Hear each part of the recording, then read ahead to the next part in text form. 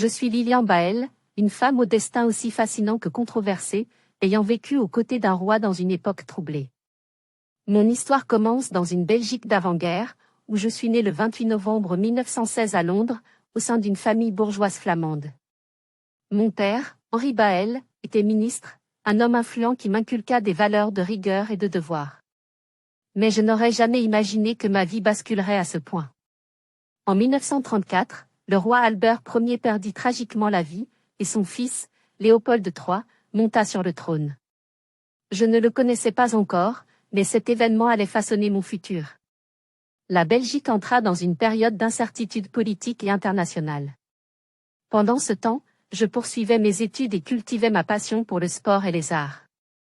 Tout changea en 1941, en pleine Seconde Guerre mondiale, lorsque je rencontrai Léopold III pour la première fois. Il était veuf, sa première épouse, la reine Astrid, étant décédée dans un tragique accident de voiture en 1935. Je fus présentée à lui par un cercle de proches, et une relation se tissa entre nous. En pleine occupation allemande, notre union suscita une vive controverse.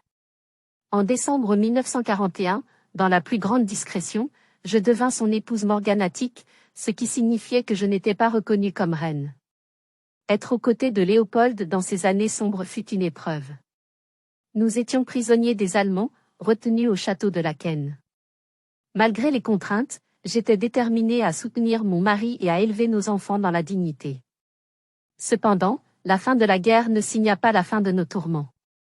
Léopold fut accusé de collaboration avec l'occupant, et la question royale devint un sujet brûlant.